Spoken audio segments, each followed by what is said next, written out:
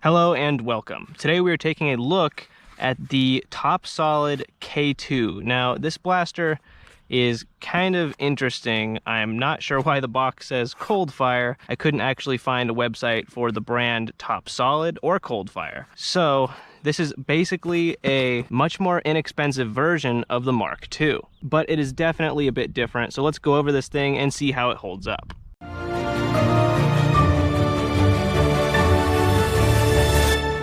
So included in the box is the K2 itself, 2 speed loaders. Now these speed loaders are virtually identical to the ones that ship with the Mark II, and they are actually compatible. So you can use the speed loaders from the Mark II in this blaster, and these you can use in the Mark II. It also comes with this muzzle. Now this is not compatible with the Mark II, and the Mark II's is not compatible with this blaster. Just like the Mark II, it does just kind of friction fit on. And it stays on all right. Now, unlike the Mark II, this one does not have any kind of belt strap. As far as darts go, it actually depends on the version. I originally learned about this blaster from Not Enough Nerf. He actually had a very fantastic review video of this thing, and I decided to pick one up and see what it was all about. But his darts were significantly different than these.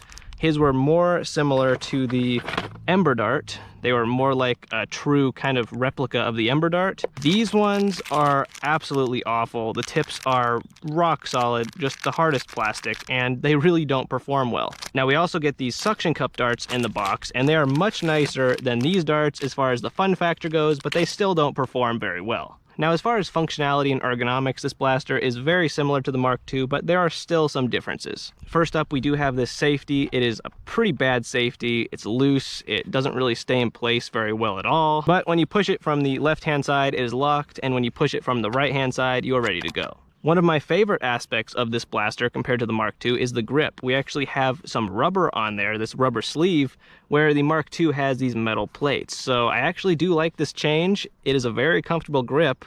And on that note of differences, we also have the trigger pull, which is actually pretty solid. The Mark II will occasionally have this issue where the trigger locks up. This one I have not experienced that issue with. It could just be model variants, but that's what I've personally noticed. This blaster is actually a little bit longer and a little bit thicker than the Mark II. On the blaster, we have some really bizarre terminology. We have random take aim and then sharpshooter. And then in the exact same spot that the Mark II says Mark II, this blaster says K2 in the exact same font. Despite this blaster being incredibly inexpensive, it does actually have a metal barrel. Now this blaster can be found on Amazon for around $30 retail, but I actually picked this up for $15. I'll definitely put a link in the description. Operating the blaster is very similar to operating the Mark II, pretty much exactly the same. We're going to prime it back, and you can either load darts in this internal magazine manually, or you can load up one of your speed loaders, lock that in,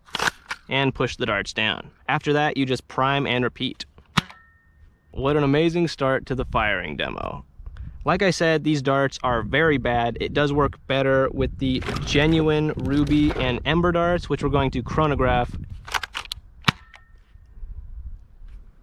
I can't get this to fire one of its own darts. There's one. There's another.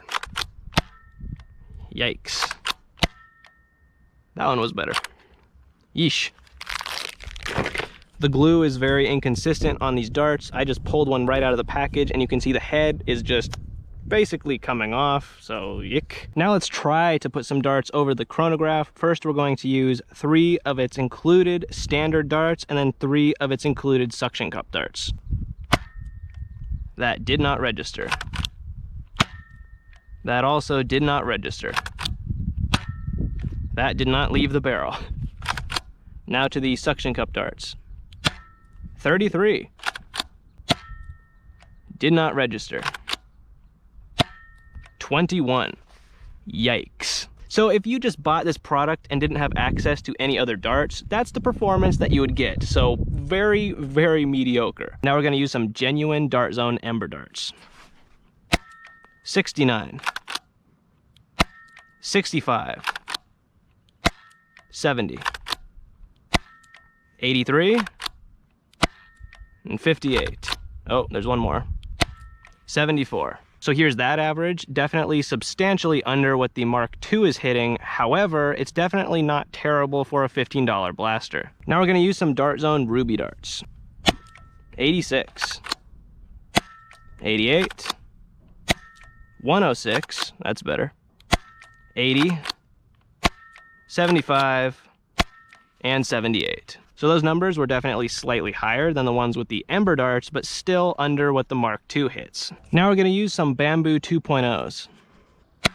116, 107, 110, 119, 112, and 115. So while those numbers are still under what the Mark II hits, that is again not bad for a $15 blaster.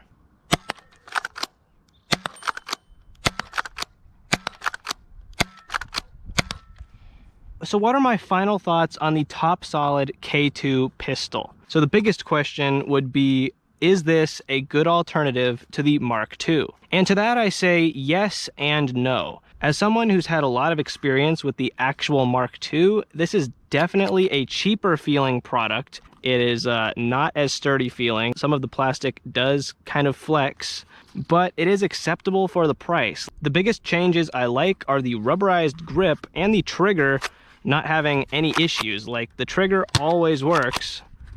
Now, obviously the performance is pretty good for the price. However, it is definitely under the Mark II. We did not break 130 at any point. For me, the Mark II has gotten up to the 140s. And even 150s with the Bamboo 2.0s because they are a lighter dart. Speaking of darts, the included darts are terrible. The suction cup darts I did test against a window and they were pretty cool, but they didn't work with my Tomcat, which is a 170 FPS blaster. So while they will stick to a window with this slightly weaker blaster, well, significantly weaker blaster, they won't work in your higher performance half dart blasters. And the standard darts you get in the box with this are so terrible, probably the worst half darts I've had the pleasure of using, but Dart Zone darts are extremely affordable and they work much better in this blaster. Now, the biggest elephant in the room that I have not addressed yet is the completely dangerous appearance of this blaster. The Mark II was already questionable in the hobby as far as like how real steel it looked, and this takes it up to a whole nother level. This is an incredibly irresponsible paint job for a blaster. There's also some variance between models. The other versions that I've seen have had orange on this tip, but this one clearly is all brown. So I think it's very obvious that unless you give this a crazy paint job, this is very unsafe for public use. All that is to say, if you do buy this blaster, please be responsible with where you use it. My thoughts are pretty conflicted on the K2 pistol. I think that in one sense, it is very cool that you're getting something so close to a Mark II for the price. Like, seriously, you can buy Dart Zone darts for a really good price and bring this up to a pretty good level. Also, if you just don't want to spend $80 on a pistol, this is not a horrible alternative to the Mark II. The speed loaders being compatible is also pretty cool. I think that they work just as well as the ones that come with the Mark II. And like I said, with the right darts, your performance is not terrible. Those shots were getting over 75 feet, so not bad. So that's my take on the Topsolid K2 pistol. Thank you very much for watching. Subscribe if you like what I do. I'd love to hear your thoughts on this blaster, and happy blasting.